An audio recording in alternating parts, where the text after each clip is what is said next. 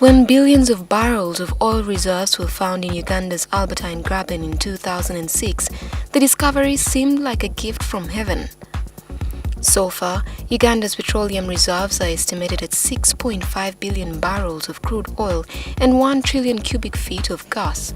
It is projected the country could earn up to $2 billion a year when production commences.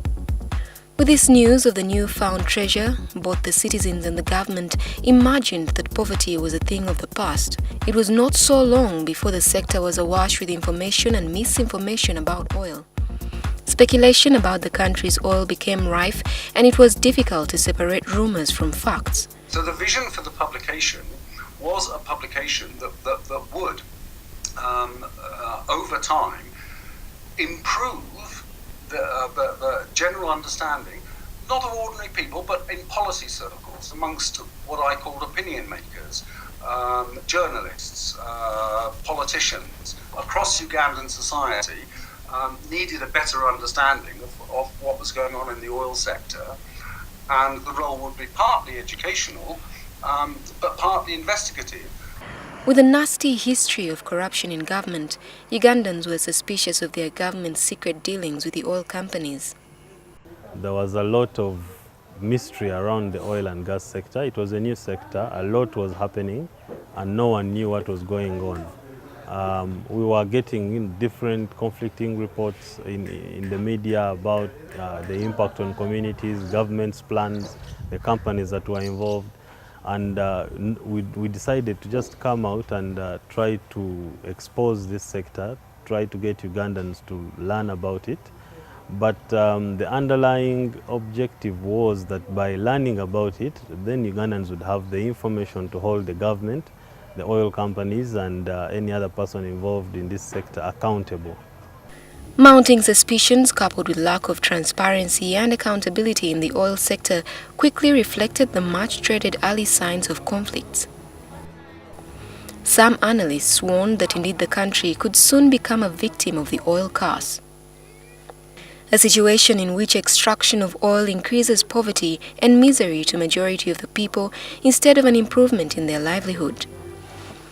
As speculators rushed into the Albertine region to set up businesses to service the oil sector, communities, especially women, were left landless and vulnerable. Mbera teri nungi tutulino byokujwara abana kusoma kwaha abana bakuli batawusa abana tibaine byokulya tibaine byokwesweka bakutugamba hali bakatunda uti tumanyire ohayaguzireho hawaki bakutubinga nkembwa bizibu byaitu naweke bikyayikayire tutumanyire turakangiranga. To fill this information gap and support women to protect their rights and access to livelihoods amidst the rapid development of the nascent oil and gas industry, ActionAid had a remedy. This project was essentially to open up the debate on oil in a very systematic way in order to ensure that there is greater transparency in the way the discussions take place and that citizens engage and influence the discourse on oil. With funding from the Ford Foundation, the women-focused organization started an oil governance project which comprised of a website, oilinuganda.org, and quarterly print newsletters. The purpose of this initiative was to promote transparent, constructive, and well-informed public and policy debate in the belief that it was essential for oil management that is fair, prudent, accountable, and beneficial to all Ugandan citizens, including future generations. The project set out to collect, analyze, and disseminate information on land rights and oil, with an emphasis on the implications of natural resource exploitation for women and other excluded groups. 3 years down the road, the project evolved into a credible source of information on oil and gas and a hub for up-to-date data on the sector. We have also, with support from the Democratic Governance Facility, translated some information into local languages for oil-producing, regions. So in Lunyoro and to an extent in Acholi and Luo. So this has been a milestone. So the debates that are taking place in these areas are really informed by credible information.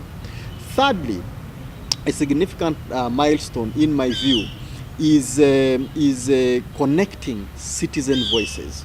capturing some of the difficult dynamics that are happening in these oil-producing regions. The range of human rights violations in these regions are unbelievable. The scale of displacement that is taking place without clear rewards, compensation, are unbelievable. So these injustices are coming out much earlier, and therefore the country can better prepare to respond to them. Oil in Uganda magazine has really been very useful by giving us another angle of information, not coming from government, not coming from oil companies, but an independent civil society perspective. I think that has been important in itself. Besides the publications, the project has been at the forefront of educating masses, culture and district leaders from the oil-rich Albertine region about their rights and role in the oil sector. Oil in Uganda newsletter is, to me, a special newsletter, is a special magazine because it concentrates basically on oil issues. And I have found it very informative. Some of us may not have the chances of going there regularly to see what is happening there. But if you can get this information, and this information is sent to our own people down, that's very good.